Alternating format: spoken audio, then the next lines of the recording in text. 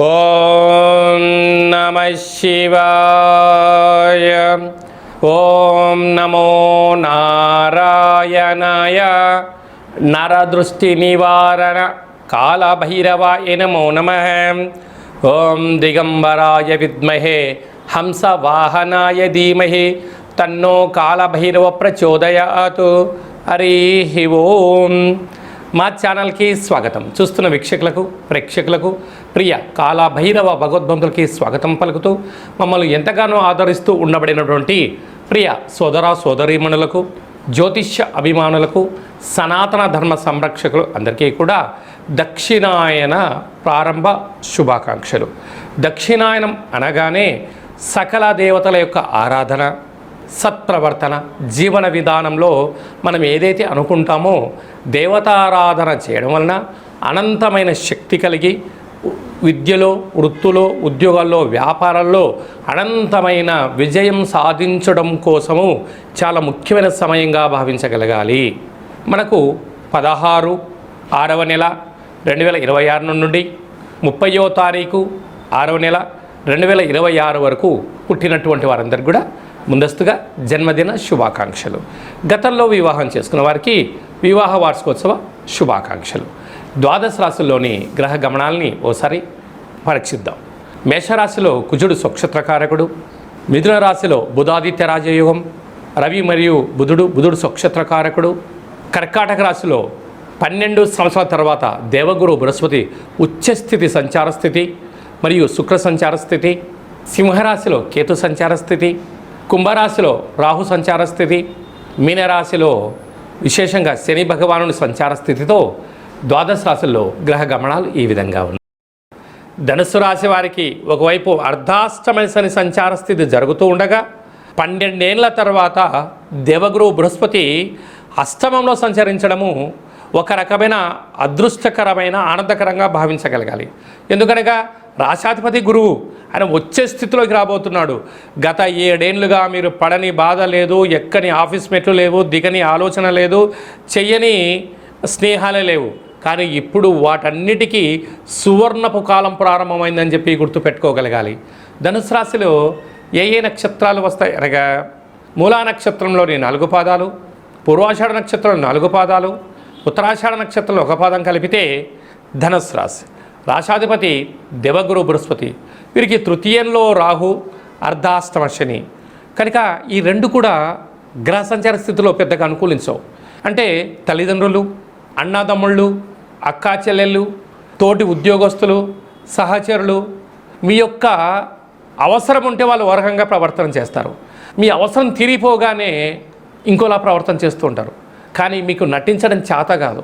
అంటే కారణం ఏమిటి? సహజంగా ఉండాలి, నిజంగా ఉండాలి, ధర్మంగా ఉండాలి అనేటువంటిది మీకుంటుంది. కానీ నవ్యడేస్లో మీరు అలాగా నటించకపోతే కొంతకాలమే వీరితో స్నేహం చేయగలరు. శాశ్వతంగా మీరు ఆధ్యాత్మిక చింతన, సత్ప్రవర్తన, దేవతారాధన, యోగా, ఆసన, మెడిటేషన్ లాంటి వాటిని అలవర్చుకోగలిగినట్లయితే ఈ సమాజం కన్నా ఆత్మ సౌందర్యంతో మీకన్నా అదృష్టవంతులు ఎవరు లేరు అని చెప్పి కూడా గమనించాలి.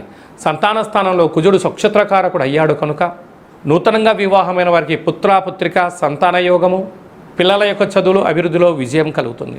సప్తమంలో బుధాదిత్య రాజయోగం, ఉన్నతమైన అదృష్టం మీ సొంతం కాబోతుంది.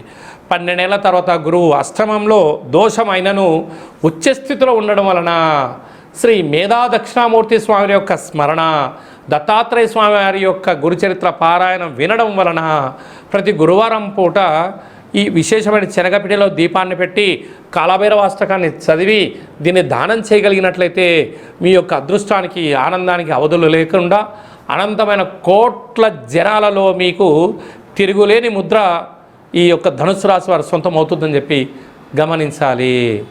16వ తారీఖున మనకు నిజ జ్యేష్ఠ మాస ప్రారంభమవుతుంది. సకల శుభ కార్యక్రమాలకు అంటే గృహప్రవేశాలకు కానీ, ఇల్లు మారడం కోసం కానీ, కొత్త వాహనాల క్రయ విక్రయాలకు ఇది చాలా మంచి సమయంగా భావించగలగాలి. అలాగనే మనకు 22వ తారీఖు నుంచి దక్షిణాయన పుణ్యకాల ప్రారంభము. మనకు 22వ తారీఖున కాళాష్టమి కాళభైరవ స్వామి స్మరణ ధ్యానం వలన సకల అష్ట కష్టాలు కూడా సంపూర్ణంగా తొలగిపోతాయి. 27వ తారీఖున శనివారం రోజు శని త్రయోదశి, శని భగవాన్ యొక్క స్మరణ ధ్యానం వలన అఖండమైనటువంటి అష్ట కష్టాలన్నీ తొలగిపోయి అష్ట ఐశ్వర్యాలతో భోగభాగ్యాలతో ఏకచక్రే మహాభోగి యోగతత్వము కలుగుతుందని చెప్పి కూడా గమనించాలి. మనకు 29వ తారీఖున జ్యేష్ఠమాస శుక్లపక్ష పూర్ణిమ, జ్యేష్ఠ పూర్ణిమ సందర్భంగా వెంకటేశ్వర స్వామి యొక్క దర్శనం, సకల దేవత దర్శనం వల్ల సకల ఐశ్వర్యం కలుగుతుంది అని చెప్పి గమనించాలి. అలాగే మీ వ్యక్తిగత జాతకం తెలుసుకోవాలనుకుంటున్నారా? మీ యొక్క పేరు, పుట్టినటువంటి తేదీ, నెల, సంవత్సరం, పుట్టిన సమయం రాసి వాట్సాప్లో మీరు పంపించగలిగినట్లయితే 100 సంవత్సరాల జాతకాన్ని రాసి పంపించి మీరు పుట్టినప్పుడు గ్రహ గమనాలు ఎలా ఉన్నాయి, ప్రస్తుతం ఎలా ఉంటున్నాయి, భవిష్యత్తులో ఎలా ఉండబోతున్నాయో సవివరంగా సంపూర్ణంగా తెలియజేయడం జరుగుతుందని చెప్పి గమనించాలి. డేటా బర్త్లో లేనటువంటి వారు పేరు యొక్క మొదటి అక్షరాన్ని అనుసరిస్తూ రాశిని తెలియచేస్తూ గవళ ద్వారా అనగా రమణ శాస్త్రం ద్వారా కాళభైరవ ఉపాసన చేత భూత భవిష్యత్ వర్తమానాన్ని తెలియజేయడం జరుగుతుందని చెప్పి గమనించాలి. ఈ కింది నెంబర్ని అపాయింట్మెంట్ తీసుకొని సంప్రదించగలరు. అందరికీ ఈ దక్షిణాయన పుణ్యకాలంలో అఖండ ఆయురారోగ్యాల చేత సకల అష్టకష్టాలకు స్వస్తి పలికి అత్యున్నతమైనటువంటి జీవన ప్రయాణ గమనాలలో విజయాన్ని సాధించాలని మనసారా కాళభైరవ స్వామివారిని వేడుకుందాం. ఆశీర్వచనం. శతమానం భవతు శతాయు పురుష సతేంద్రియ ఆయుష్యేవేంద్రియే ప్రతిష్టతి. ధనం ధాన్యం బహుపుత్రలాభం శత సంవత్సరం దీర్ఘమాయు. సర్వే జనా సుఖినో భవంతు. లోకా సమస్తా సుఖినో భవంతు. సర్వం కాళభైరవ దేవతార్పణమస్తు. హరి ఓం.